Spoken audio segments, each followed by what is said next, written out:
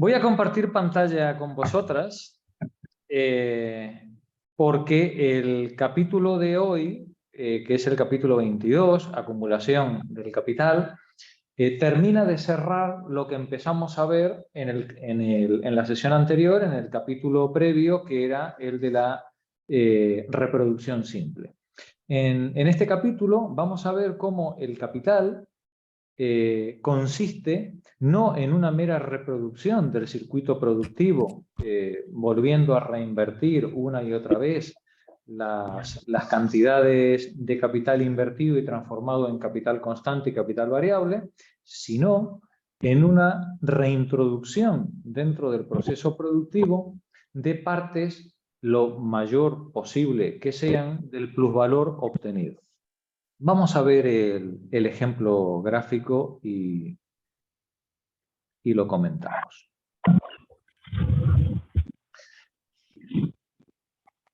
En el ejemplo del capítulo anterior, nosotros el dinerito de la abuela, ¿no?, lo transformábamos aquí en la mitad del circuito productivo comprando materias primas y medios de producción y comprando capital variable, comprando la mano de obra, la fuerza de trabajo con la que vamos a transformar esas materias primas consumiendo esos medios de producción. De ese consumo de medios de producción vamos a obtener una masa mínimo de producto que tiene que obtener en el mercado un valor al menos equivalente a la masa producida, a la masa invertida de valor.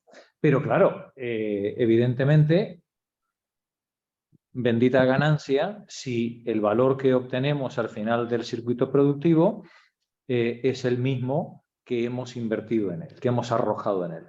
El capitalista lo que va a hacer es hacer trabajar a la fuerza de trabajo mayor cantidad de tiempo que lo que produce para reproducir sus salarios y así obtener una masa de producto que vendida en el mercado a su valor nos devenga una masa de valor extra con respecto a la cantidad de valor que invertimos en el proceso productivo. Es decir, una masa de producto que nos devenga un plusvalor con respecto al plusvalor, al valor invertido originalmente. Bien,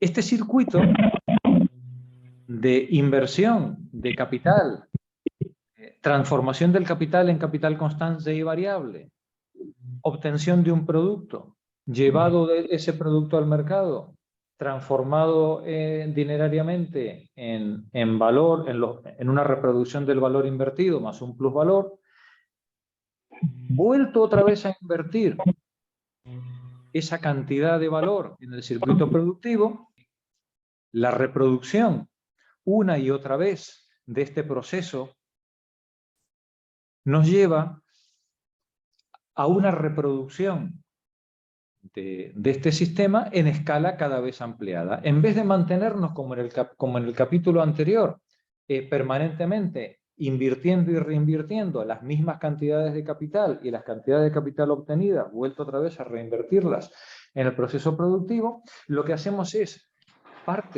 las partes mayores que podamos de plusvalor, reinvertirlas otra vez como capital y transformarlas a su vez en capital constante y capital variable, consiguiendo en última instancia que en esta reiteración del circuito productivo cada vez la masa de capital en juego y por ende las masas de plusvalor son cada vez mayores, ¿vale? Llamamos capital propiamente a este circuito de inversión, reinversión creciente del plusvalor obtenido en un circuito de crecimiento permanente, que es en lo que se caracteriza el modo de producción capitalista. Vamos a pasar a la lectura del texto y vamos a ver cómo describe Marx este proceso, las características de este proceso y las consecuencias teóricas y prácticas que esta repetición del proceso en escala ampliada genera tanto en el modo de producción capitalista como sus consecuencias políticas y sociales.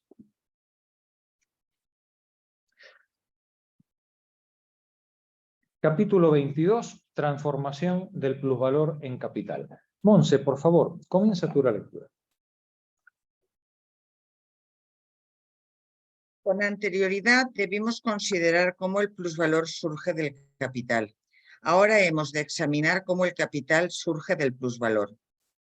El empleo de plusvalor como capital o la reconversión de plusvalor en capital es lo que se denomina acumulación del capital. Detente un momento. Repitamos la frase porque son sentencias que hace Marx que son muy conceptuales, definitorias de lo que vamos a leer a continuación. Con anterioridad, en el capítulo anterior, debimos considerar cómo el plusvalor surge del capital. Es decir, vimos cómo de una inversión de capital inicial, dividida en capital constante y capital variable, obtenemos una masa de producto que llevada al mercado nos devenga la misma cantidad de valor más un plusvalor. ¿Vale? Vimos cómo el plusvalor surgía de ese capital. En este capítulo vamos a ver la continuación de ese proceso. Vamos a examinar cómo el capital surge del plusvalor, cómo ese plusvalor se transforma en capital al reinvertirse en el proceso productivo. El empleo del plusvalor como capital o la reconversión del plusvalor en capital es lo que se denomina acumulación del capital, ¿vale? O reproducción a escala ampliada. Continúa, Monse. Supongamos que un capital asciende a 10.000 libras y su parte constitutiva variable a 2.000 libras. Si la tasa del plusvalor es del 100%, ese capital producirá en cierto periodo, por ejemplo un año, un plusvalor de 2.000 libras. Si nuevamente se adelantan esas 2.000 libras como capital, el capital originario habrá aumentado de 10.000 a 12.000, es decir, que se habrá acumulado. Nos resulta indiferente por el momento que el capital suplementario se haya sumado al viejo o que se haya valorizado de manera autónoma. Esto es importante. Cuando nosotros decimos que el capital opera, puede operar este plusvalor de manera autónoma, quiere decir que desde el punto de vista del capitalista, la reproducción a escala ampliada da igual que el plusvalor se emplee en el mismo proceso productivo o que el capitalista diga, oye, en vez de dedicarme solamente al monocultivo de plátanos, pues voy a abrir un campo de naranjos al lado con el plusvalor obtenido. Porque al final lo que está haciendo el capitalista es ampliar su circuito productivo en dosis crecientes de capital invertido que va a tener que transformar en capital constante y capital variable. Da igual que lo haga en el mismo ramo productivo o que diversifique la producción, que es lo que los capitalistas suelen hacer para reducir riesgos en la inversión. Continúa, por favor. Una suma de valor de 2.000 libras es una suma de valor de 2.000 libras. No se huele ni se ve en ese dinero que sea plusvalor. El carácter de un valor en cuanto plusvalor muestra cómo llegó a las manos de su propietario, pero no modifica en nada la naturaleza del valor o del dinero. Es decir, que ese dinero viniera de manos de la abuelita o que venga de manos del trabajo impago de los trabajadores o del robo de un banco o de asaltar unas colonias en el Pacífico, ¿vale? Sí, carece de importancia. Una vez que esa suma de dinero una vez que ese valor se transformó en dinero, ya nadie sabe, todas las monedas, todos los billetes de euros son iguales, todas las monedas son iguales, y ya nadie puede distinguir qué parte de ese dinero vino de la abuelita y que parte del dinero vino de la extracción de plusvalor por los diversos medios que al capitalismo se le ocurre hacer, ¿no? Continúa, por favor. La transformación de las 2.000 libras suplementarias en capital, pues, se efectúa de la misma manera que la transformación de las 10.000 libras originarias. Las condiciones de la metamorfosis siguen siendo las mismas. Una parte de las 2.000 libras tiene que transformarse en capital constante, la otra en capital variable. La una de los factores objetivos del proceso laboral en material de trabajo y medios de trabajo, la otra en su factor subjetivo en la fuerza de trabajo. El capitalista, pues, tiene que encontrar en el mercado preexistentes esos elementos. Este es otro punto muy importante. ¿Veis cómo vamos resumiendo todo lo que hemos aprendido en los capítulos anteriores? Para que el capitalista pueda reinvertir el plusvalor obtenido en el proceso productivo, las materias primas, los medios de producción y la fuerza de trabajo tienen que estar presentes, tienen que existir en el mercado, ¿vale? No puede realizar eso si no hay mano de obra disponible o si no hay materias primas disponibles, ¿vale? De ahí que es importante que la clase capitalista previamente tenga disponible en el mercado esos medios de producción de capital constante y capital variable para poder ser explotados por las masas de plusvalor que surjan del proceso productivo, ¿vale? Continúa, Montse. Así se presenta el proceso desde el punto de vista del capitalista individual que convierte la suma dineraria de 10.000 libras en un valor mercantil de 12.000. Reconvierte ese valor mercantil en dinero por el importe de 12.000 libras y ahora, junto al valor originario de 10.000, hace que el valor suplementario de las 2.000 funcione también como su capital.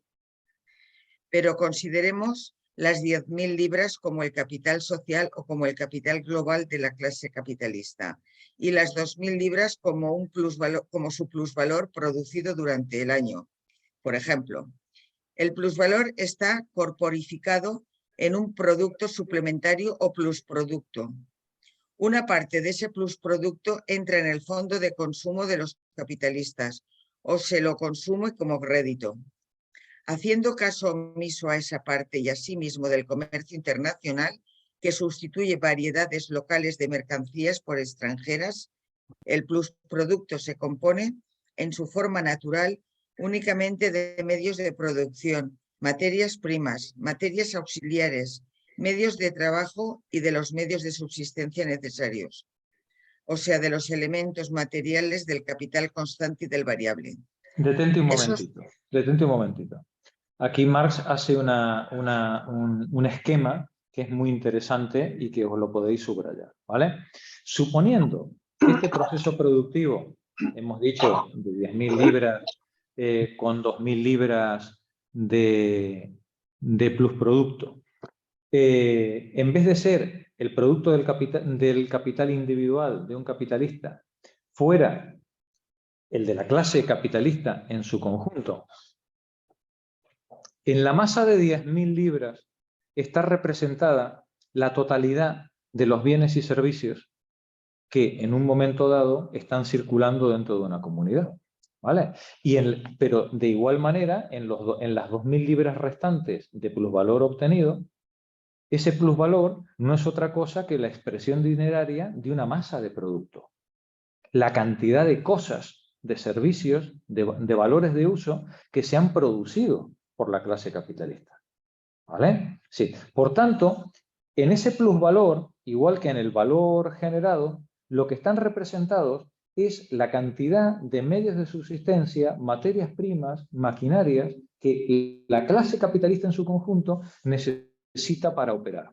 El capitalista individual comprará a su valor una parte de esas cosas que necesita para poder funcionar. Igual que el trabajador individual con su salario canjeará con los cromos del coyote que le han dado en forma de billetes de banco, canjeará en las tiendas, canjeará con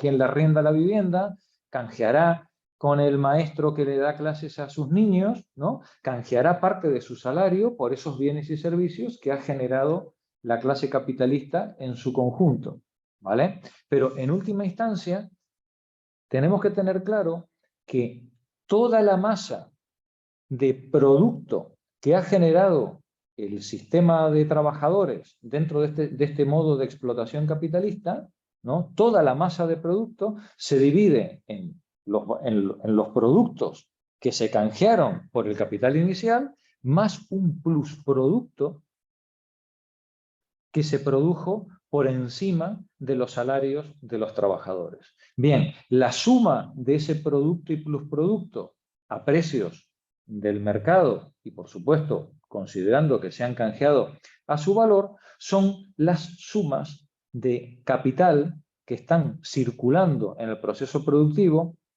pero cuidado, una parte importante de ese dinero obtenido, de ese plusvalor obtenido, de ese plusproducto, no se va a poder reinvertir, nos dice Marx, porque se tiene que consumir fuera del proceso productivo.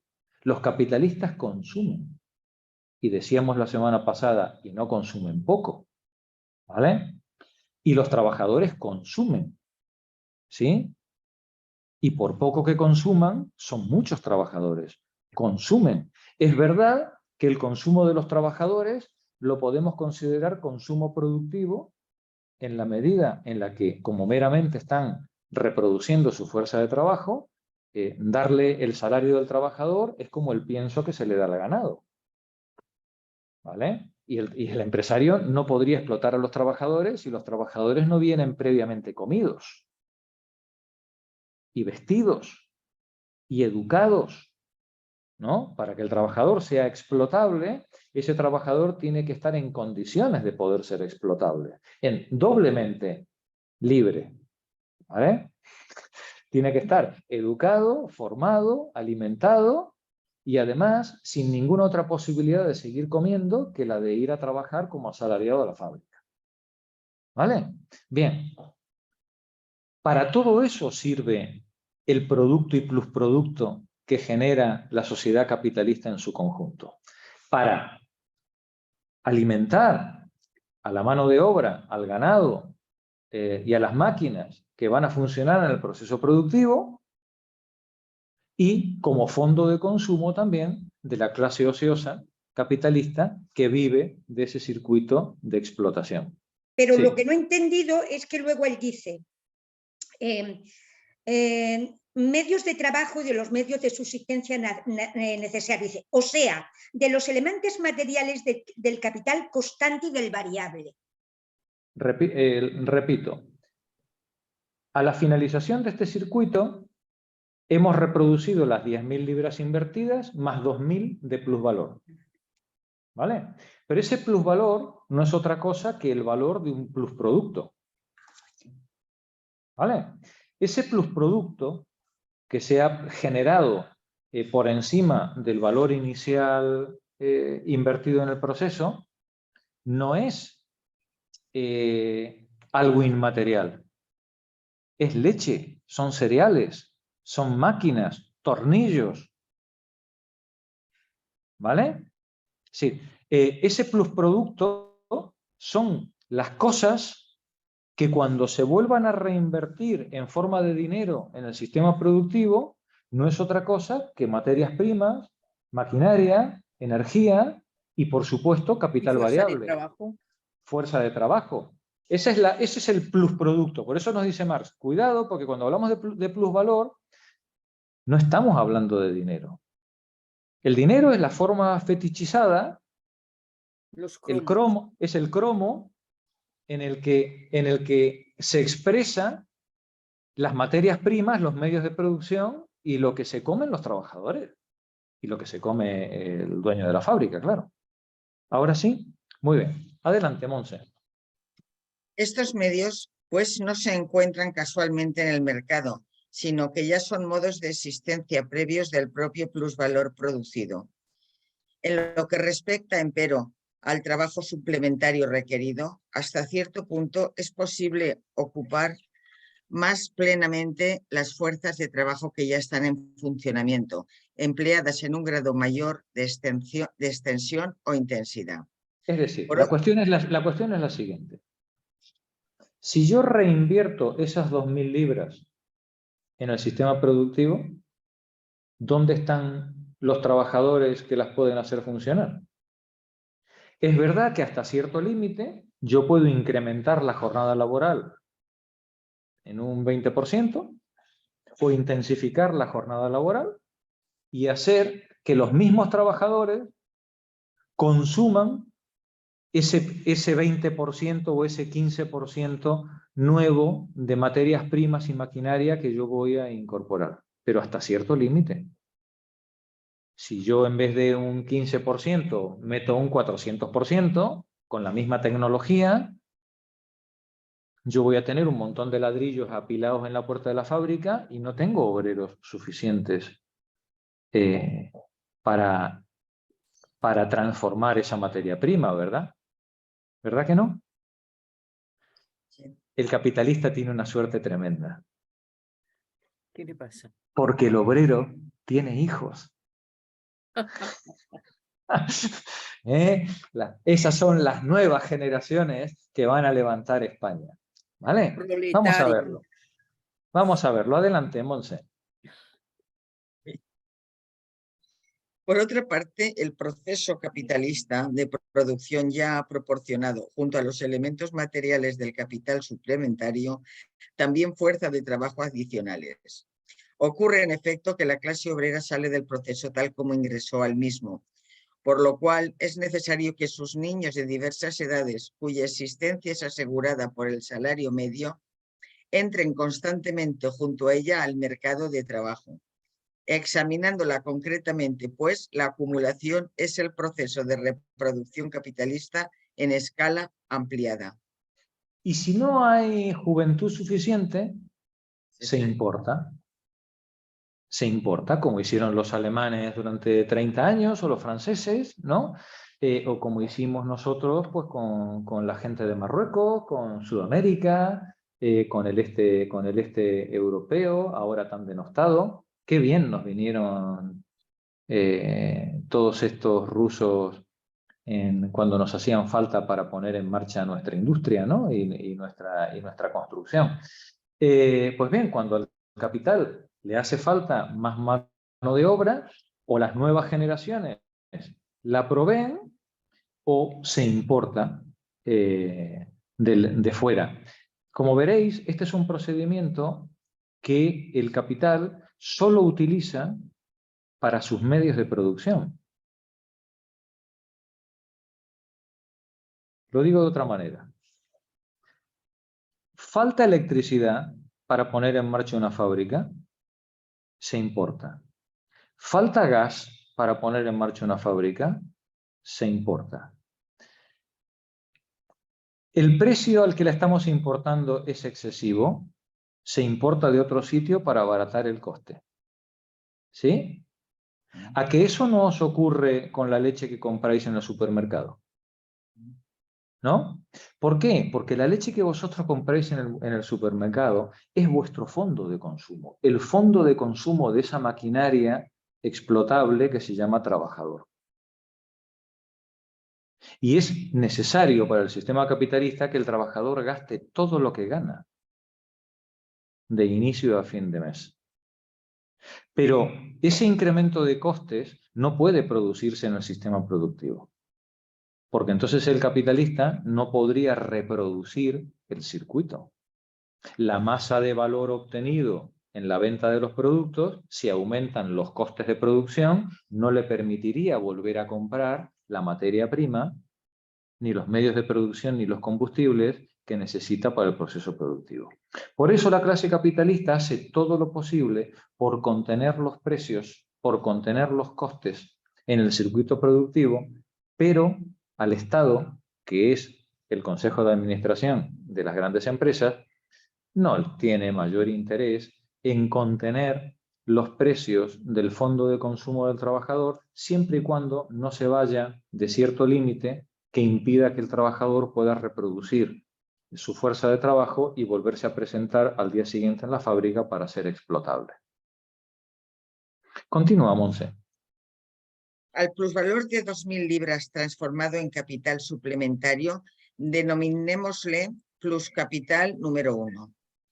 Para simplificar, supongamos que su división es en componentes constante y variable, siga siendo la misma que en el caso del capital originario, y que otro tanto ocurra con la tasa del plusvalor, el 100%. Ya conocemos además el método por el cual este capital de 2.000 libras produce un plusvalor de 400. Este plusvalor se transformará a su vez en capital. Obtenemos de esta suerte el pluscapital número 2 de 400 libras y así sucesivamente. Es decir, cuando nosotros esas 2.000 libras las volvamos a meter en el circuito y en vez de la D inicial de 10.000, ahora sea una D de 12.000, claro, como una parte la invertimos en capital constante y la otra en capital variable, solo de la mitad obtendremos, solo de la parte del capital variable obtendremos el plusvalor, ¿vale? Con lo cual, el nuevo plusvalor será menor, lógicamente, proporcionalmente al anterior, pero se sumará al anterior. E irá creciendo la masa de capital invertida en cada repetición del circuito. Continúa, Monse. Ahora bien, ¿qué se ha modificado? Las 10.000 libras transformadas originariamente en capital eran propiedad de su poseedor, quien las lanzó al mercado de mercancías y al de trabajo. ¿De dónde las había obtenido? No lo sabemos. La ley del intercambio de mercancías, según la cual por término medio se intercambian equivalentes y cada uno solo compra mercancía con mercancía, favorece la suposición de que las 10.000 libras son la forma dineraria de sus propios productos y por consiguiente de su propio trabajo o del trabajo de personas a las que representa legítimamente. Gracias, Monse. Sigue, Nani.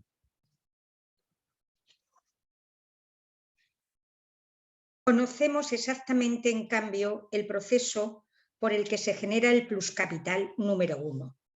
Es la forma transfigurada de plusvalor y, por tanto, de plustrabajo. De trabajo ajeno impago. No hay en él un solo átomo de valor por el cual su poseedor haya pagado un equivalente. Sin duda, el capitalista, así como antes compraba fuerza de trabajo con una parte del capital originario, ahora reitera esa compra con una parte del pluscapital y nuevamente extrae plustrabajo de la fuerza de trabajo y por ende produce de nuevo plusvalor. Pero ahora compra al obrero con el producto o valor de productos propios de este y del que los ha despojado antes sin equivalentes, así como lo ocupa con medios de producción que son in natura o por su valor, producto que se le ha confiscado al obrero sin equivalente. Es decir, nos dice Marx, los primeros 10.000 no sabemos de dónde vienen, ni lo preguntamos, de la abuelita, ¿vale?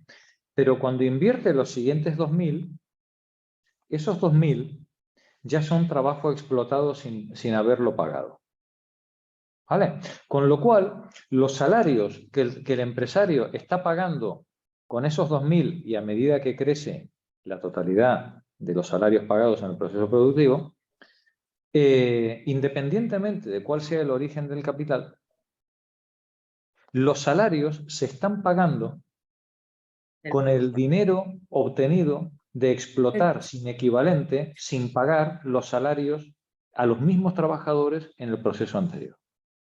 Lo que ocurre es que Perdón. Di, Mari.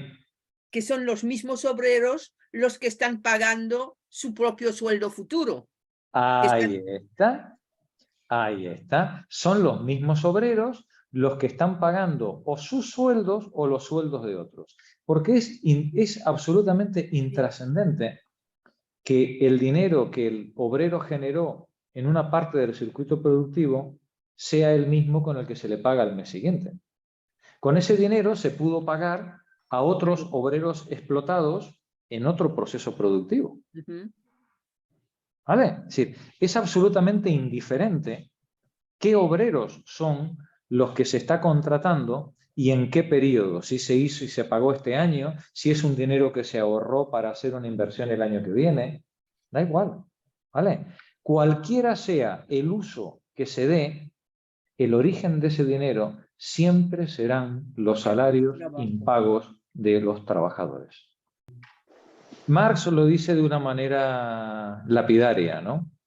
La clase trabajadora con su productividad y con su esfuerzo genera el plusvalor con el que la clase capitalista construye las mismas cadenas y el sistema de opresión que mantienen a la clase trabajadora en la pobreza. Ujú. Es más, la clase trabajadora con su productividad en el sistema capitalista no solamente genera los sistemas de explotación y de opresión, sino que los genera en escala ampliada. Cada vez que el circuito se reproduce, la suma de capital circulante aumenta, la suma de medios de opresión y explotación aumenta, pero los salarios de los trabajadores permanecen en el nivel de la mera reproducción. El trabajador nunca puede salir del circuito de explotación, porque el salario que percibe la clase capitalista con el Estado como medio de gestión de la clase capitalista, ya se ocupa de que los trabajadores solo ganen el mínimo necesario para mantenerse y tener que volver al día siguiente al trabajo una y otra vez hasta que dejan de ser útiles al sistema productivo.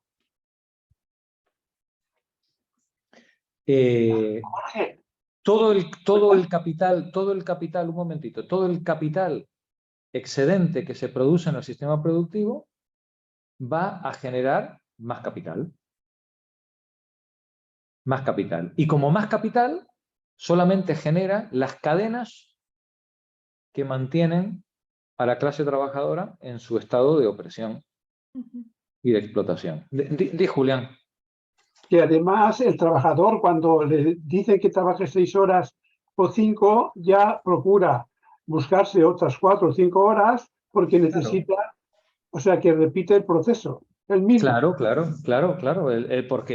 aparte lo hace por necesidad. Vamos a ver, el trabajador no tiene la libertad de decir, no, yo me salgo del sistema. ¿A dónde te vas a salir del sistema? Es imposible que te salgas del sistema. Bueno, puedes hacerte un ermitaño e irte al monte, ¿no? Hasta que te consuman los bichos o el hielo. Pero si tienes una familia, olvídate. Si vas a estar atrapado en el sistema de explotación, siempre con la zanahoria delante, diciendo, bueno, el año que viene, cuando los niños sean grandes, ya podré ganar mi libertad. Y luego cuando pague la hipoteca, y luego tal, y luego al final cuando me jubile. Jolín, y cuando me jubilé resulta que tengo un lumbago como un caballo, y, y encima además del lumbago, la pensión que voy a recibir es una porquería que apenas me permite un mal vivir, y menos mal que yo sí me abstuve de consumir y por lo menos tengo una medio casa o tengo unos medios ahorro que me permitan una muerte digna, ¿no? o una jubilación digna, porque como haya vivido en la precariedad y llegue a la jubilación en la precariedad, lo que me espera no se lo deseo a nadie. ¿Vale? Sí. Este es el sistema por el cual la clase trabajadora reproduce sus medios de opresión y encima además sus medios de silencio. Exacto. Porque a ver quién es el que se atreve a enfrentarse al capitalista de turno y cantarle las 40 cuando tu vida, la de tus hijos, la de tu familia, depende de ese miserable salario que te van a pagar. Y ahora pongámonos en la clase de los sicarios, los mandos intermediarios que le hacen el trabajo sucio al capital, como varios de los presentes. ¿Vale? ¿Quién es el carrechista? Porque al final, por muy alto que sea tu sueldo, nunca es suficiente como para poder emanciparte de la necesidad de trabajar. Para otro, quiero decir. Algún afortunado, alguna afortunada podrá montarse un empleillo, un autoempleo de explotación, de autoexplotación, ¿no? Con el que medio ir tirando. Pero la mayoría no puede. La mayoría tiene que seguir pagando la hipoteca. Tiene que seguir pagando la educación de los niños. Niños que el sistema capitalista nos obliga a educar cada vez con una educación más larga, más costosa, y que cada vez se emancipan más tarde. El hijo de un campesino hace 400 años se emancipaba a los 7 años. Vamos, en cuanto caminaba y le pegaba 2 pedradas a la oveja, ya estaba emancipado el niño. Ahora un hijo que haga una carrera con un postdoc o una oposición seria, que hasta los 40 años, el tipo necesita la ayuda de los padres, ¿no? Con lo cual vemos cómo este sojuzgamiento se reproduce de generación en generación, manteniendo completamente atadas a las generaciones por los mismos lazos de opresión que esas generaciones fueron construyendo y entregando a sus explotadores en los periodos anteriores. Continúa, Nani. Nada cambia en la naturaleza de las cosas. El hecho de que los mismos obreros individuales que han producido el pluscapital sean empleados con este, o que con el trabajo impago transformado en dinero del obrero A se ocupe al obrero B. Esto no hace más que modificar la manifestación, sin embellecerla, como la relación entre el capitalista individual y el obrero individual es la que existe entre poseedores de mercancías que no dependen el uno del otro y de los cuales el primero compra fuerza de trabajo, el segundo la vende. Su vinculación es casual. La vinculación parece casual, ¿no? Es decir, como resulta que el que compra la fuerza de trabajo y el que vende los productos en el mercado y el que la vuelve a explotar otra vez en otra situación, sí, son personas diferentes, dice, bueno, pues el vínculo que se produce entre ellos es casual, pero no lo es. No lo es. Todo ese vínculo procede del mismo sistema de explotación de trabajo impago. Continúa, Nani. Puede ocurrir que el capitalista transforme el pluscapital en una máquina que arroje a la calle a los productores de dicho pluscapital y los reemplace por un par de niños. En el pluscapital número 1, todos los componentes son producto de trabajo ajeno impago, plusvalor capitalizado. Se desvanece la apariencia de la primera presentación del proceso de producción o del primer acto de la formación del capital, cuando parecía en realidad como si el capitalista arrojara a la circulación de su propio fondo cualesquiera valores, en un primer momento la magia invisible del proceso desvía del obrero el plusproducto, haciéndolo pasar de su polo al polo opuesto, ocupado por el capitalista. Luego el capitalista transforma esa riqueza, que para él es una creación de la nada, en capital, en medio para emplear, dominar y explotar fuerza de trabajo suplementaria. Repitamos, en un primer momento la magia invisible del proceso desvía, aleja del obrero el plusproducto. El obrero produce una cantidad de producto con la que se paga su salario, pero también un plusproducto. Pero ese plusproducto tampoco le pertenece al obrero. Lo aleja, lo pone en manos del capitalista. Luego, el capitalista transforma esa riqueza, que para él es una creación de la nada, en capital, es decir, lo vuelve a reinvertir. En capital, en medio para emplear, dominar y explotar fuerza de trabajo suplementaria. ¿Vale? Continúa, Nani. Originariamente, el proceso capitalista de producción se limitaba a transformar en capital y, por tanto, en fuente de plusvalor, una suma de valor que pertenecía, no sabemos por qué motivos, al poseedor del dinero. Esa suma de valor experimenta una modificación, pero ella misma no es el resultado del proceso, sino más bien su presupuesto, independiente del mismo, en el proceso de reproducción simple o proceso de producción continua. Hay una parte del producto del obrero que siempre se le enfrenta de nuevo como capital variable. Pero si su producto asume siempre de nuevo esa forma, es porque el obrero, desde un principio, vendió su fuerza de trabajo por el dinero del capitalista. Por último, en el curso de la reproducción, todo el valor de capital adelantado se transforma en plusvalor capitalizado. Pero esta transformación misma supone que el fondo haya surgido originariamente de los medios propios del capitalista. Las cosas suceden de otra manera en el proceso de acumulación o proceso de reproducción en escala ampliada. El dinero mismo, o hablando materialmente, los medios de producción y de subsistencia, esto es, la sustancia del nuevo capital, es el producto del proceso que succiona trabajo ajeno impago. El capital ha producido capital. El capital ha producido capital, ¿vale? Con el que volver a succionar fuerza de trabajo. Gracias, Nani.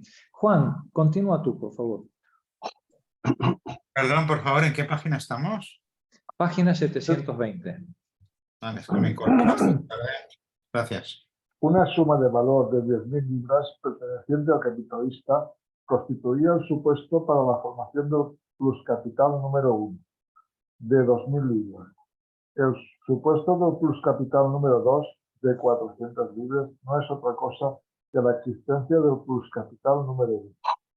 La propiedad del trabajo pretérito y pago se manifiesta ahora como la única condición en que se funda la apropiación actual de trabajo vivo impago, en escala siempre creciente.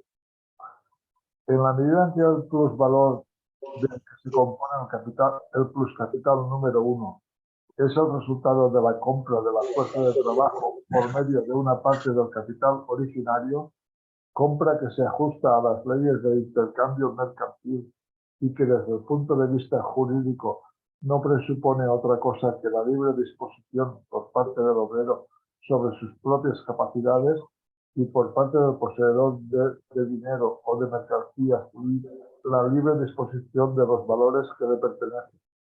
En la medida en que el pluscapital número 2, etcétera, es el mero resultado del pluscapital número 1 y por tanto consecuencia de esa primera relación, en cuanto cada transacción singular se ajusta continuadamente a la ley del intercambio mercantil y el capitalista compra siempre la fuerza de trabajo y el obrero siempre la vende, queremos suponer que a su valor efectivo es evidente que la ley de la apropiación o la ley de la propiedad privada, ley que se funda en la producción y circulación de mercancías, se trastrueca obedeciendo a su dialéctica propia, interna e inevitable en su contrario directo.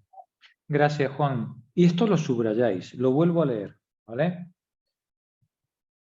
En la medida en que el plusvalor del que se compone el pluscapital 1 es resultado de la compra de la fuerza de trabajo, por una parte, y que desde el punto de vista jurídico lo único que representa es la libertad del obrero para venderse, y desde el otro punto de vista la capacidad como propietario del empleador para comprar esa fuerza de trabajo con el dinero que libremente y que el derecho de propiedad le asigna, es evidente, dice al final de la página, es evidente que la ley de la apropiación o de la propiedad privada, ley que se funda en la producción y circulación de mercancías, se transforma, obedeciendo a su dialéctica propia, interna e inevitable, en su contrario, en la ley, y os lo apuntáis, de la expropiación.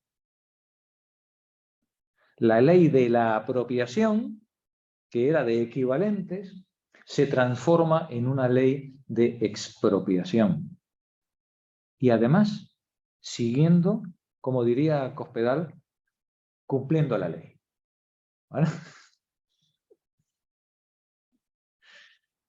Continúa, Juan. El intercambio de...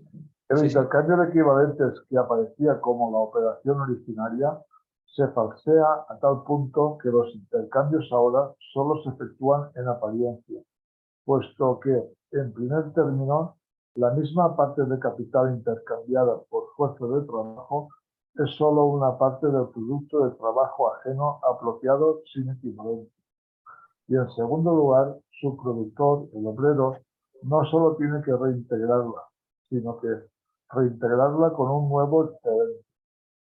La relación de intercambio entre el capitalista y el obrero, pues, se convierte en nada más que una apariencia correspondiente al proceso de circulación, en una mera forma que se extraña al contenido mismo y que no hace más que mistificarlo.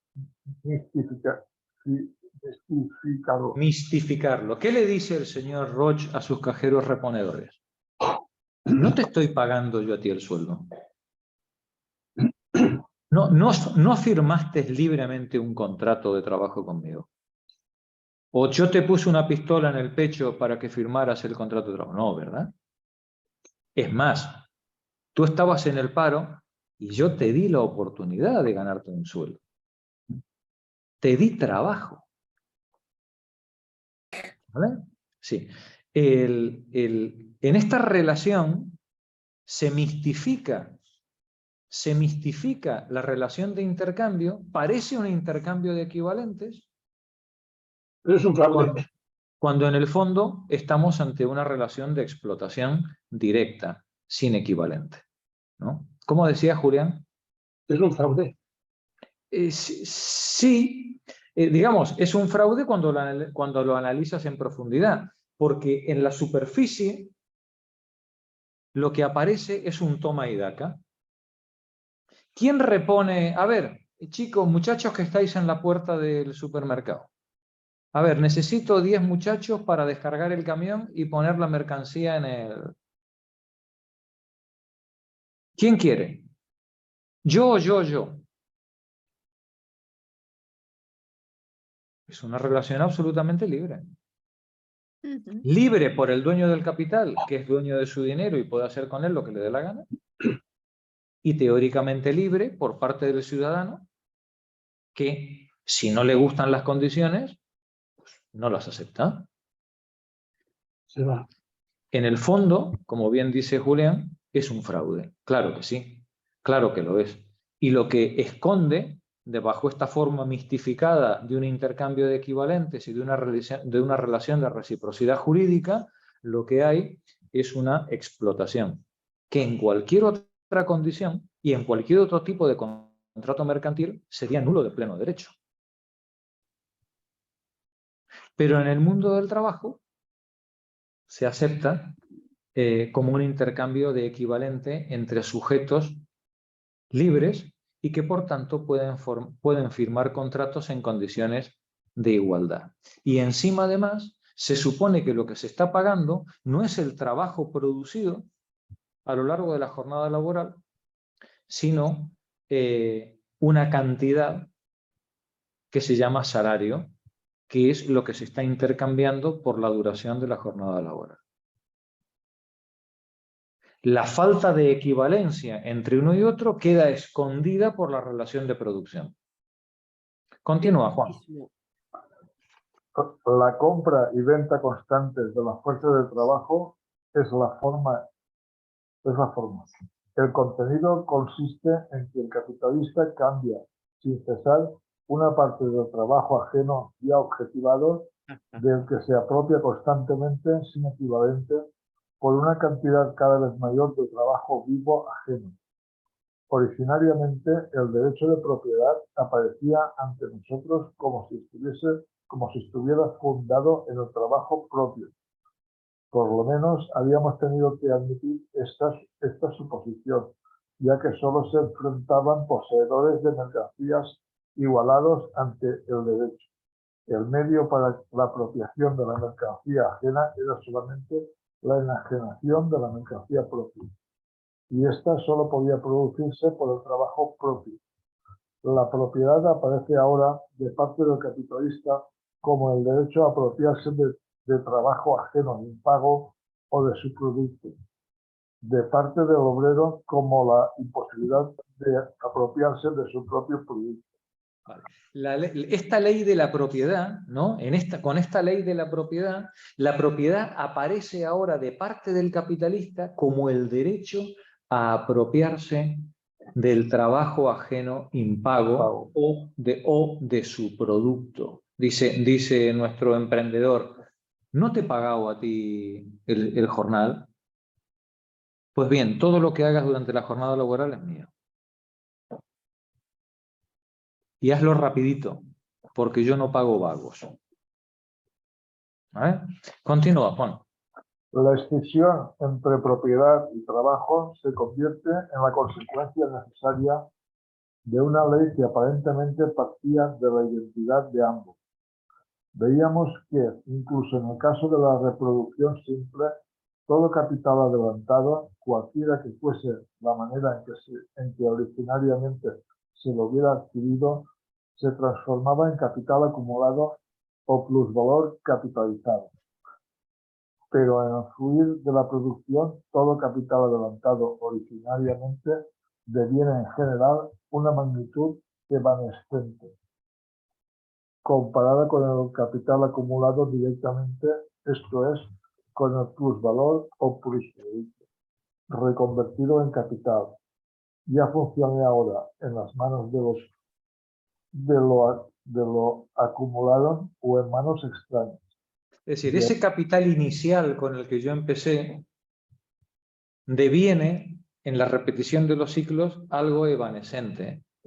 Tiende a cero en comparación con el capital empleado que de circuito en circuito va creciendo sobre la base del trabajo impago arrancado a los trabajadores, ¿vale? A medida que el circuito, que la producción ampliada se va desplegando, ese capital inicial acabó comiéndoselo el capitalista, y lo que tenemos al final circulando en el circuito de explotación es solamente plus trabajo transformado en plusvalor. Continúa, Juan. De ahí que la economía política en general presente al capital como riqueza acumulada, plusvalor o rédito transformado, que se emplea de nuevo para la producción de plusvalor, o al capitalista, asimismo, como poseedor del plusproducto. El mismo modo de contemplar las cosas posee otra forma de expresión, que todo el capital existente es interés acumulado o capitalizado, ya que el interés es meramente una fracción del plusvalor. Todo el capital existente no es otra cosa que trabajo impago. ¿Vale? Jorge, yo te quería preguntar, yo recuerdo de la otra vez un capítulo que se llamaba Capital, la acumulación original del capital, o algo así. Esos son los siguientes capítulos, claro. No estaría en este tomo, ¿no? Sí, está en el siguiente, en el tercer tomo. Ah, vale. Claro. Recordaba. Sí. Que es la pregunta, digamos, una vez que aclaremos que todo lo que hay en la producción ampliada es trabajo impago, una vez que terminemos este capítulo y que ya nos quede claro ya de una vez y para siempre, ¿vale? Que no hay más capital en el circuito productivo que trabajo impago robado a los trabajadores, ¿vale? Viene la última pregunta. ¿Y las 10.000 libras esas que me regaló la abuelita? ¿De dónde vienen? Esa es la acumulación originaria. Esas vienen de la explotación, del expolio de los pueblos originarios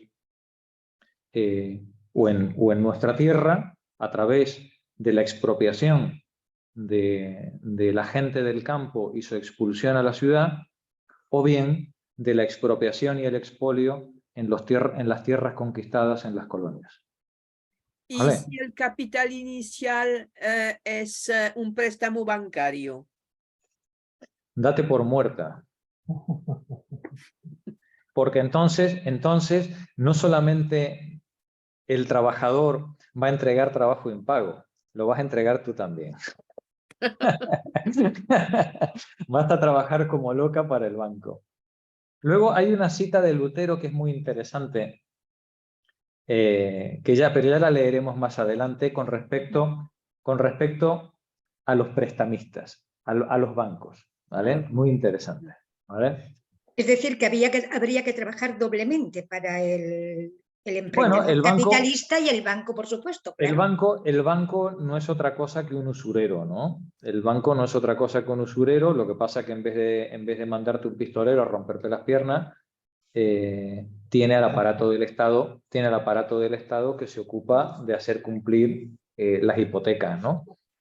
Tiene otros, ¿no? Tiene funcionarios, ¿no? Que te hacen el trabajo, ¿no? Pero al final el sistema bancario con su interés no es otra cosa que la apropiación sin equivalente de una parte del plusvalor que los capitalistas Futuro.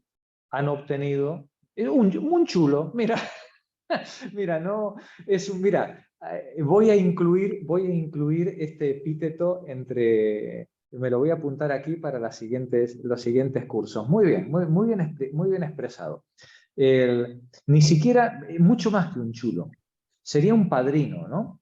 El banco viene a ser el que le exige al chulo el pago de un porcentaje, ¿no? ¿Tú quieres tener la exclusividad de explotación laboral en esa esquina? En este caso de explotación sexual, estamos hablando. Bueno, pues a mí me pagas mi 30% o mi 20% o mi 10% del rédito, de lo que consigas explotar a tus chicas o a tus trabajadores. Entonces es una mafia. Es una mafia con unos capos. Mira, ya tenemos otro epíteto para añadir a la colección, al diccionario. Sí, en cierta ocasión, un bancario dijo, si se le presta a un emprendedor el 50% de lo que necesita, quiebra a los 3 años porque no le da tiempo. No puede. Y si se le deja el 25%, está trabajando toda la vida para el banco. Exacto. Claro. Ya nos lo ha dicho todo. Claro. Por eso a vosotras, cuando vais a pedir un préstamo al banco, ningún banco os da más del 25-30% de vuestros ingresos. Ahora que somos viejas, no. Ahora que somos viejas ahora no nos da nada. No, ahora nada. Porque si os da más, la estadística dice que no lo vais a poder pagar. Claro. Que no vais a poder. Y el banco ya tiene muchos pisos como el vuestro, no quiere más.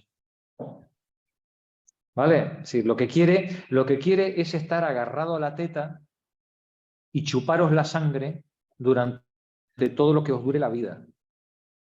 ¿Vale? Por eso os da créditos bueno, dependiendo la edad, ¿no? Bueno, productos, se llaman productos. Nos ofrece productos. Si te caes y te rompes una pierna, entonces te vende un producto. Claro, pero con una empresa privada pasa lo mismo. Es decir, cuando el pobre emprendedor de turno se da cuenta de que tiene que invertir en maquinaria nueva para ser competitivo y va a la fábrica y se encuentra con que la máquina vale 300.000 euros y no tiene los 300.000 euros, tiene dos opciones. O se busca un socio capitalista que no va a pegar un palo al agua, pero pone los 300.000 euros y le va a decir, yo quiero mi porcentaje de las ganancias, y por tanto se va a llevar el beneficio sin hacer nada, ¿vale? O, peor aún, Dice, no, porque yo no voy a dejar que ese miserable me explote. Y entonces el angelito va y se va al banco a pedir el crédito para la máquina. ¿Sí? Y cambió un socio golfo por un mafioso, ¿no? Pero cuando él quiera pagar ese dinero al banco, no tiene más remedio que sacarlo del trabajo en pago de sus trabajadores.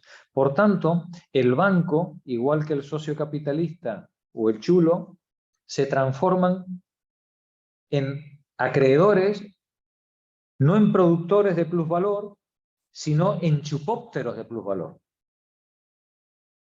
El plusvalor que el otro arranca a sus trabajadores y que tiene luego que repartir con los socios de medio pelo que se ha echado.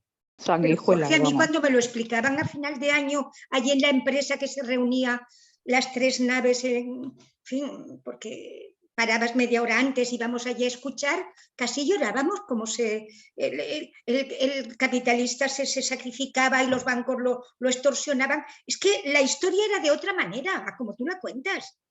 Sí. Sí, sí. Yo es que como estuve en los dos lados, igual que algunas de vosotras, ¿no? Lo que pasa es que, claro, que cuesta verlo, porque el aparato ideológico con el que está disfrazado todo este chiringuito es muy sólido. Es muy sólido.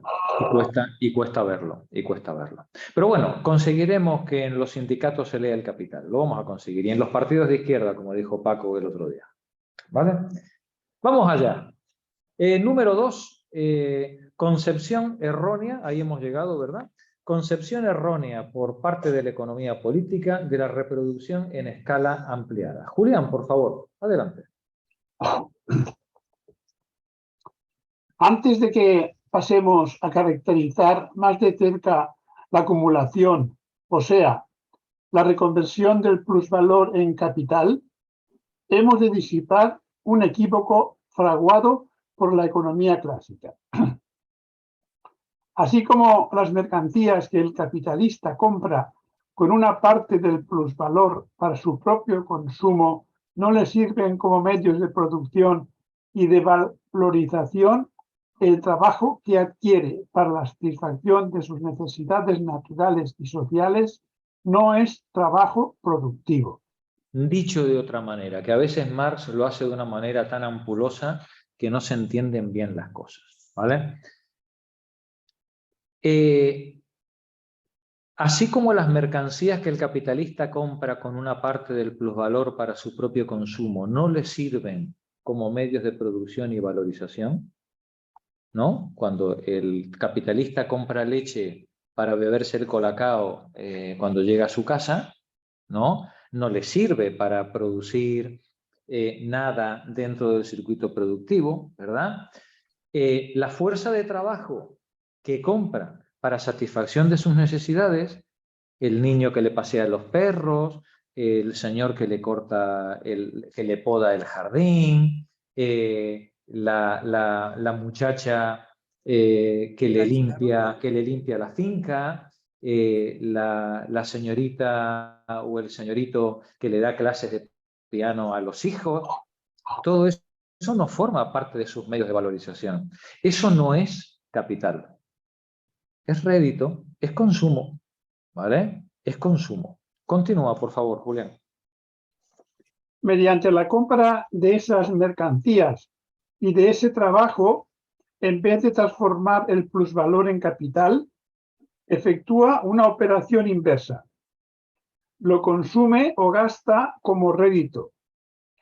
Frente al modo de operar de la vieja aristocracia que, como dice acertadamente Hegel, consiste en el consumo de lo extinto, de lo existente, y que se despliega especialmente también en el lujo de los servicios personales para la economía burguesa, era decisivamente importante poder poner de relieve que el evangelio de la nueva sociedad, es decir, la acumulación del capital, predicada como condicio sine qua la inversión del plusvalor en la adquisición de obreros productivos. La economía política clásica nos decía que en el capitalismo todo el plusvalor tiene que invertirse en obreros productivos, en obreros que generen nuevos capitales que se puedan reinvertir. ¿Vale? Continúa, por favor. Hubo que polemizar, por otra parte, contra el prejuicio popular que confunde la producción capitalista con el atesoramiento y que, por tanto, se imagina absurdamente que la riqueza acumulada es riqueza sustraída a la destrucción y, por tanto, al consumo, bajo su forma natural existente o también salvada de la circulación. Sí, la riqueza que hay no puede ser meramente ahorro, ¿vale? Continúa. Rescatar el dinero. Rescatar el dinero de la circulación sería precisamente lo contrario de valorizarlo como capital y acumular mercancías para atesorarlas pura necedad. La acumulación de mercancías en grandes cantidades es el resultado de que la circulación se ha estancado o de la sobreproducción. Ciertamente, en la idea popular subyace, por una parte, la imagen de los bienes acopiados en el fondo del consumo de los ricos, bienes que se consumen lentamente, y por otra parte, el almacenamiento, un fenómeno que se da en todos los modos de producción y en el que nos detendremos un momento cuando analicemos el proceso de circulación. La economía clásica acierta, pues, cuando pone de relieve como rasgo característico del proceso de acumulación el consumo del producto por trabajadores productivos en vez de por improductivos. Pero aquí comienza también a errar. Adam Smith ha convertido en una moda el presentar la acumulación meramente como consumo del plusproducto por trabajadores productivos, o la capitalización del plusvalor como la conversión del mismo en fuerza de trabajo. Oigamos, por ejemplo, a Ricardo. Hemos de comprender que todos los productos de un país se consumen, pero existe la mayor diferencia imaginable entre que los consumen quienes reproducen otro valor o que lo hagan aquellos que no lo reproducen. Hay una diferencia considerable, dice Ricardo, entre que lo producido sea consumido por quienes vuelven a producir valor, a que lo producido sea consumido por quienes no producen ningún valor. Continúa, Julián. Cuando decimos que el rédito se ahorra y se agrega al capital, lo que queremos significar es que la parte del rédito de la que se dice que se agrega al capital es consumida por trabajadores productivos y no por improductivos. No puede haber error mayor que suponer que el capital se acrecienta por el no consumo.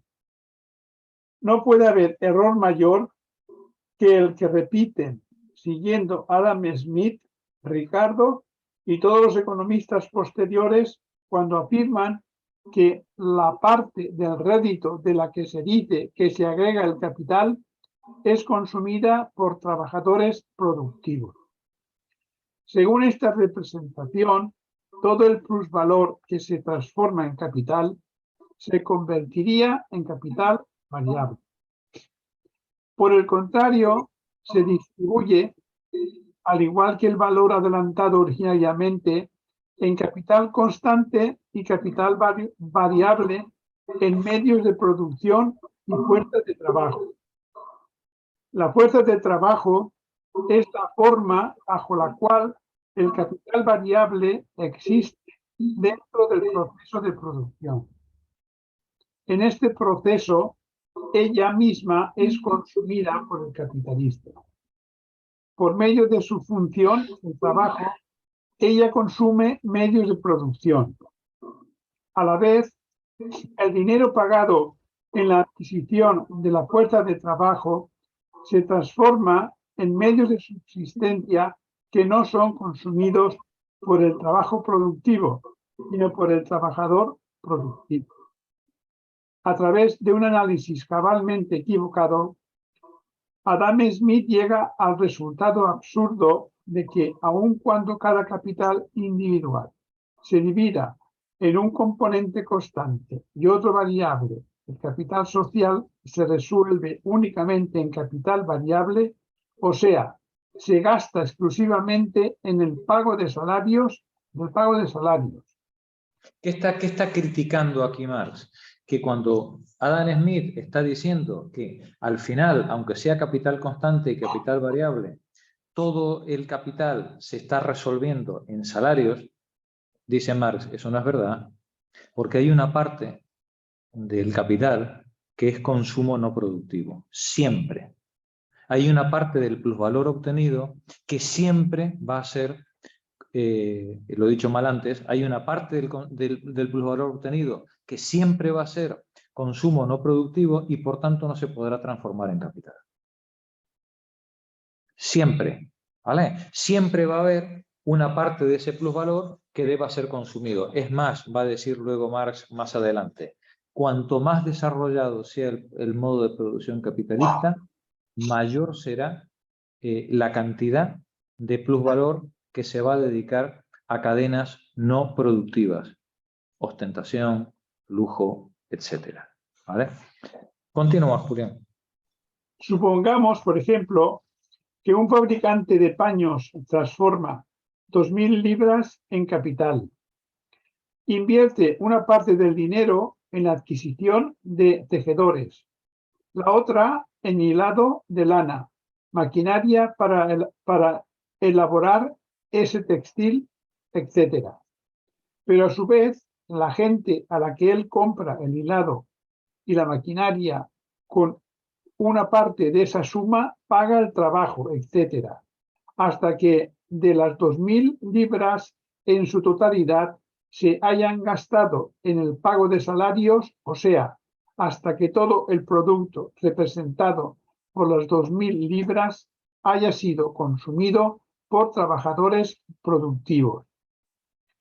Como vemos, todo el peso de este argumento radica en la palabra etcétera, que nos envía de la teca a la Meca. En realidad, Adam Smith interrumpe la investigación precisamente allí donde comienzan las dificultades de la misma. En el capítulo 3 del libro 2, efectuaré el análisis de la conexión real. Para quienes tengáis curiosidad de ir a buscarlo, eso lo tenéis en el tomo 2 de esta edición, en el capítulo 20, parágrafo 10, ¿vale? Que se llama Capital y Rédito, Capital Variable y Salario. La página de esta edición, 533, que está en el volumen 5, ¿vale? Continúa, Julián. Se mostrará allí cómo el dogma legado por Adam Smith a todos sus sucesores ha impedido a la economía política comprender incluso el mecanismo elemental del proceso social de reproducción. Gracias, Julián. Alfonso, continúa tú. 3. División del plusvalor en capital y rédito. La teoría de la abstinencia. En el capítulo anterior consideramos el plusvalor, o en su caso, el plusproducto, solo como fondo individual de consumo del capitalista. En este capítulo, hasta aquí, únicamente como fondo de acumulación. Pero no es ni una cosa ni la otra, sino ambas a la vez. el capitalista consume como rédito una parte del plusvalor y emplea o acumula otra parte como capital. Una vez dada la masa del plusvalor, la magnitud de la acumulación depende, como es obvio, de cómo se divida el plusvalor entre el fondo de acumulación y el de consumo, entre el capital y el rédito. Cuanto mayor sea una parte, tanto menor será la otra. La masa del plusvalor o del plusproducto y, por tanto, esa masa de la riqueza disponible de un país a la que es posible transformar en capital, es siempre mayor, pues, que la parte del plusvalor transformada efectivamente en capital. Es decir, en un país, la masa de producto que se reinvierte como capital siempre es menor que la masa de producto producida. Un país siempre produce mucha más cantidad de riqueza que la que se reinvierte en el sistema productivo. ¿Por qué? Porque una parte importante de esa riqueza o bien se atesora o bien se gasta como fondo de consumo.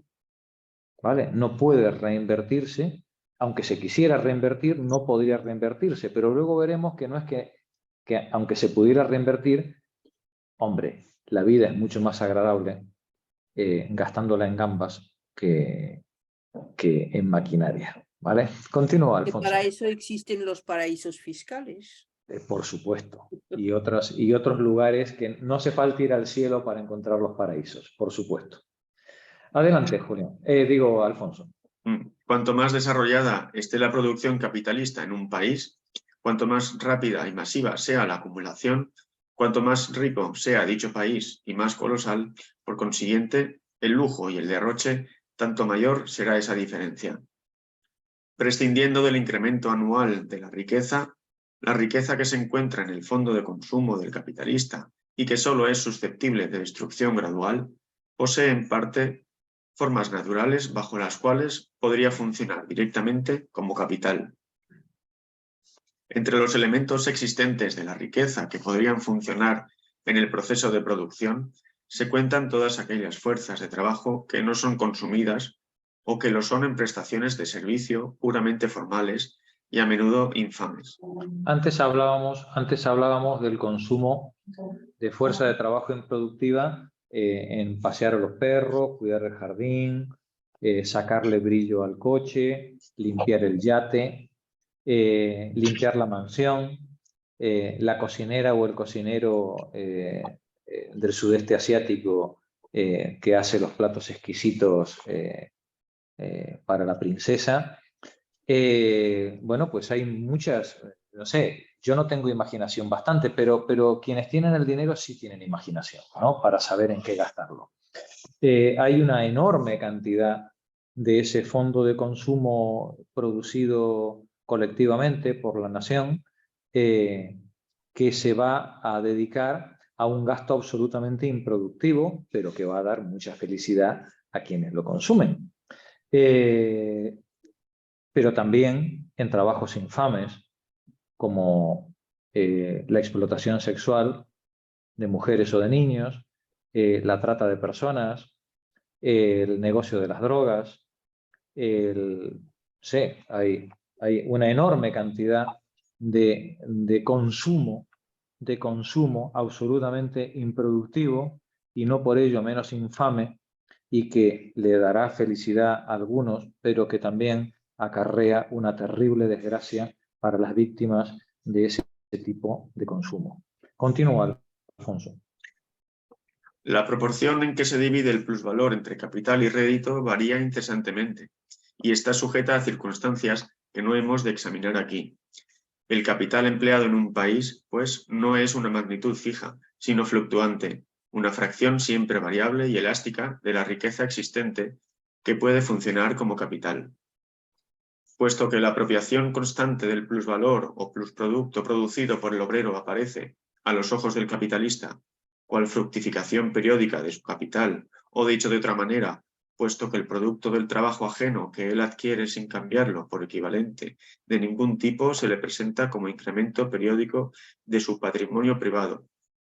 Resulta también natural que la división de este plusvalor o plusproducto en capital suplementario y fondo de consumo esté mediada por un acto voluntario ejecutado por el capitalista. Al final, quien decide qué parte de ese plusvalor lo va a reinvertir en capital y qué parte se lo va a comer en gamba, pues bien, es un acto que está mediado por la voluntad del capitalista. Continúa.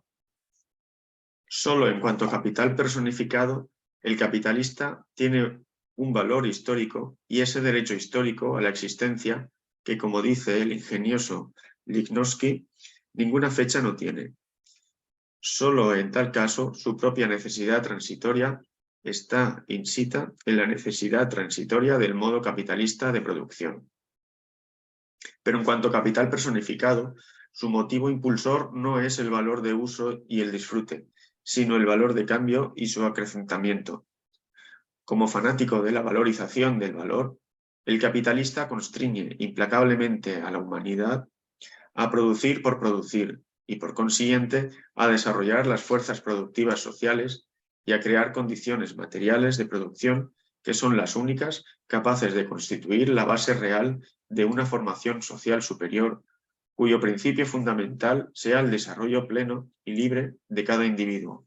Detente un momentito aquí. Aquí tenemos a Marx otra vez en un alarde de optimismo, diciéndonos lo siguiente, dice, este capital personificado, ¿no? Esta máscara que representa en el teatrillo del mundo el emprendedor, ¿no?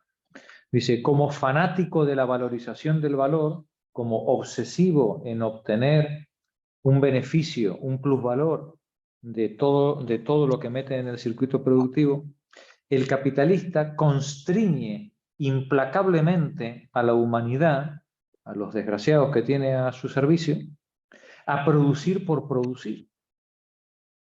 Y por consiguiente, a desarrollar las fuerzas productivas sociales, a mejorar técnicamente, a aumentar la productividad, a optimizar la organización, a producir cada vez más producto por unidad de tiempo y sobre todo por unidad de salario, ¿no? Por salario pagado, ¿no? Es decir, conseguir la mayor cantidad de plusproducto en relación a los costes laborales que tiene. A desarrollar las fuerzas productivas sociales y a crear con ello las condiciones materiales de producción, ese aumento de la productividad del que somos testigas en el mundo actual, que son las únicas capaces de constituir la base real que podrá tener cualquier formación social superior futura, cuyo principio fundamental sea el desarrollo pleno y libre de cada individuo. El reino de la libertad comienza donde acaba el reino de la necesidad. Y el incremento de la productividad es lo que podría permitir el día que los trabajadores sean capaces de hacerse cargo de los medios de producción y expropiar a sus expropiadores. Esa productividad sería la base que podría constituir la base material de un mundo de libertad y de desarrollo pleno para todos los individuos. Pero para eso, repito, hay que expropiar a los expropiadores. Y tenemos que organizarnos en un sistema de igualdad y de libertad y de respeto recíproco. Es decir, en una democracia, de verdad, no las de mentirijillas, ¿no?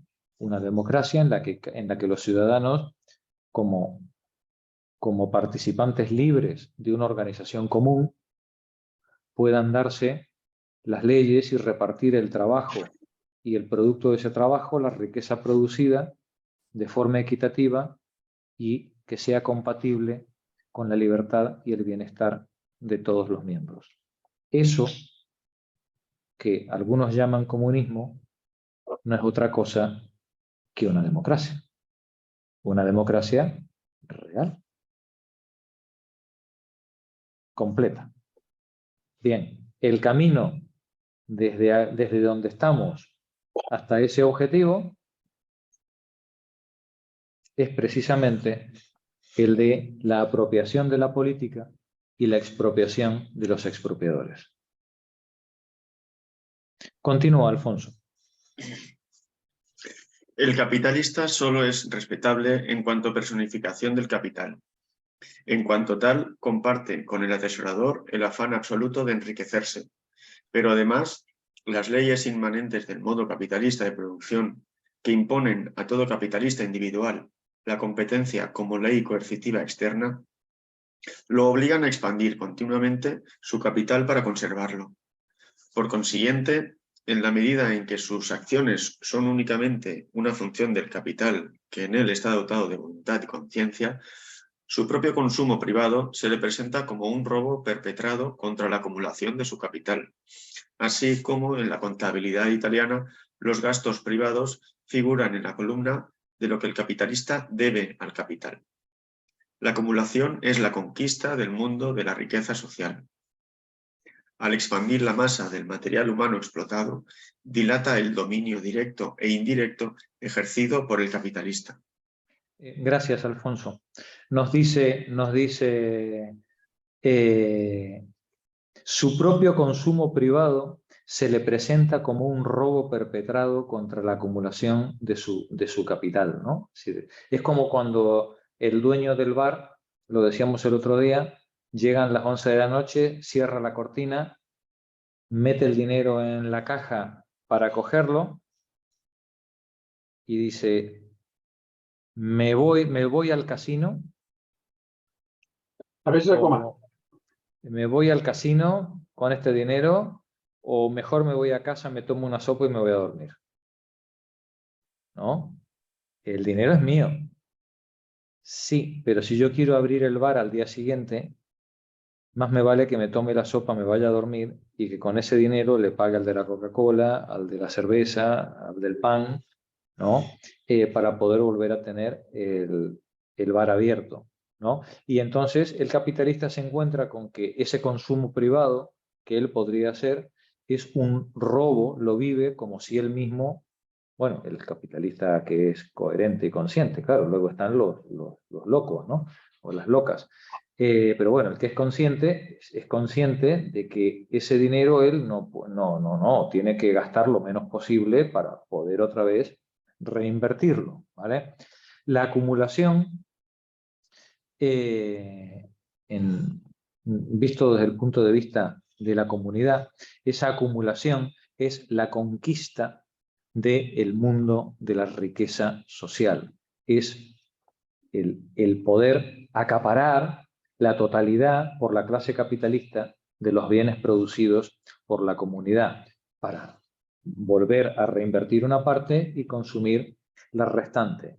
Al expandir la masa del material humano explotado, dilata el dominio directo e indirecto ejercido por el capitalista. Vamos a leer la nota 34, que es interesantísima. Alfonso, por favor. Compasión. Vale. En la forma arcaica, aunque constantemente renovada del capitalista, o sea, en el usurero, Lutero expone, con sumo acierto, la pasión de dominio como elemento del afán de enriquecerse. Los paganos pudieron llegar a la conclusión, especulando racionalmente, de que un usurero era un cuádruple ladrón y asesino. Fíjate, qué interesante Lutero, ¿no? Sí. Un banquero, ¿no? Es decir, es un cuádruple ladrón y asesino. Oye, que nadie se ofenda ni nos demande. Lo ha dicho Lutero, ¿vale? Lo estamos citando. Continúa, por favor. Pero nosotros, los cristianos, los honramos a tal punto que casi los adoramos por su dinero. Quien chupa, roba y quita el alimento a otro, comete un asesinato tan grande, en lo que de él depende, como el que lo hace morir de hambre o lo arruina por completo. Qué grande Lutero, ¿eh? Qué grande Lutero. Quien chupa, roba y quita el alimento a otro, comete un asesinato tan grande como el que lo hace morir de hambre o lo arruina por completo. ¿Vale? Continúa. Pero eso es lo que hace un usurero y se repantinga muy seguro en su silla, cuando más bien debería colgar de la horca y ser comido de tantos cuervos como Guldenés ha robado. Como florines, como euros, ha robado, ¿no? Si fuera posible que tuviese tanta carne como para que tantos cuervos pudieran desmenuzarla y repartírsela. Pues esto es muy duro, muy duro, muy duro. Oye, que no tenía pelos en la lengua el pollo. Joder, qué duro. Me gusta, me gusta. Sí, dice, eso es lo que hace, dejar morir de hambre a la gente, dejar morir de hambre a la gente. Aquí hemos tenido una epidemia de suicidios en este país, una epidemia de suicidios por pobreza y por expropiaciones de viviendas. ¿Vale? Dice, dejar morir de hambre, dice Lutero, eso es lo que hace un usurero, y se repanchinga en su silla, muy ufano, muy seguro en su silla, cuando, dice Lutero, debería colgar de la horca y ser comido de tantos cuervos como florines ha robado. ¿Vale? Continúa, Alfonso. Mientras se cuelga a los ladronzuelos. En cambio, dice Lutero, en este país, en vez de colgar a los banqueros, colgamos a los ladronzuelos, ¿no? A los que roban la hogaza de pan. ¿Vale? Continúa. A los ladrones pequeños los ponen en el cepo. Los ladrones grandes se pavonean vestidos de seda y oro. De manera, pues, que no hay sobre la tierra mayor enemigo del hombre, después del diablo, que un avaro y usurero, pues éste quiere ser Dios sobre todos los hombres. Turcos, guerreros y tiranos son también hombres malvados, pero se ven obligados a dejar vivir a la gente y a confesar que son malvados y enemigos. ¿Qué decía ese ministro de Economía que acabó en la cárcel? Es el mercado, amigos, ¿no? Repachingándose en su silla, ¿no? Es decir, oye, esto no es personal, estos son negocios. Pues estás dejando morir gente, estás causando la muerte de gente, ¿no? Pero son negocios, es el mercado, amigos, ¿no? Mirad si Lutero lo tenía claro, ¿no? En aquellos tiempos. Continúa, Alfonso. Y alguna vez que otra pueden e incluso deben apiadarse de alguien. Pero un usurero y avariento querría que todo el mundo muriese de hambre y de sed, de pena y de miseria, si por él fuera, a fin de poseerlo todo, él solo, y que todos lo recibieran como a un Dios y fueran eternamente sus siervos. Transformemos la expresión en clase capitalista en su conjunto, ¿no? Dice, pero una clase capitalista, usurera y avarienta, querría que todo el mundo muriese de hambre. Para poder tener la mano de obra barata, arrojada a sus pies, como carne, como sexo, en las puertas de su fábrica, para poder explotarla sin ningún tapujo. Darles trabajo, que es lo que les gustaría a ellos, ¿no? Y que todos les recibieran como a un Dios, ¿sí? Y fueran eternamente sus siervos. Continúa, Alfonso. Vestir suntuosos mantos, ostentar cadenas y anillos de oro, limpiarse el hocico y que los consideren y reverencien como varones caritativos y piadosos. La usura es un monstruo grande y descomunal, cual un ogro que todo lo devasta, más que ningún caco, gerión o anteo. Y sin embargo se acicala y quiere pasar por piadosa y que no se vea a dónde van a parar los bueyes que mete a reculones en su guarida. Detente un momentito, vamos a contar esta anécdota. Ahora, aquí está recurriendo Lutero a la mitología romana, bueno, griega y romana, helenística, que en uno de los trabajos que se le encargan a Hércules, creo que es el 10º de los trabajos, es el de robarle el ganado a Gerión. Gerión era un monstruo que tenía 3 cuerpos, y que era un pastor, ¿no? Pues era un pastor. Al final Hércules, en vez de ser un ladrón de gallinas, era un ladrón de ganas, ¿vale? Un cuatrero. Bueno, pues Hércules tiene que ir a robarle, a quitarle el ganado a Gerión y lo mata. Lo mata a Gerión y se lleva el ganado. Y llega ahí cerca de Roma, según la anécdota que canta en la Eneida Virgilio. Y estando ahí cerca de Roma, de lo que va a ser luego Roma, por supuesto, Roma todavía no existe, estando ahí cerca de los montes aquellos, Hércules guarda el ganado ahí en el campo y se va a dormir. Y por la noche hay un monstruo, pobre tipo, sería otro desgraciado que había por ahí por el monte, que es el Caco. Os suena el Caco, ¿no? Que viene el Caco y todo esto, ¿no? Es decir, bueno, pues el Caco le quiere robar unos bueyes a Hércules. Y lo que hace el Caco por la noche, mientras Hércules está pegando la dormilona, es coger 4 bueyes, pero para despistar a Hércules, para que no sepa Hércules hacia dónde se ha llevado los bueyes, en vez de cogerlos por delante, los coge por el rabo.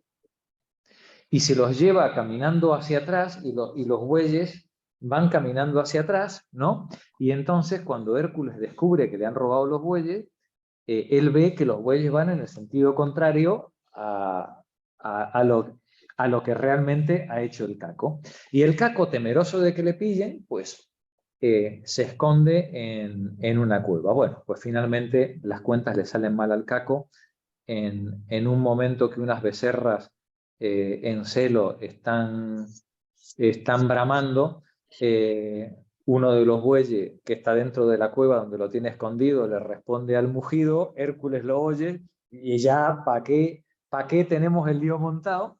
¿No? Pues Hércules va como un demonio en busca del pobre Caco, que no era más que un pequeño ladronzuelo, según todo indica, y se lo carga.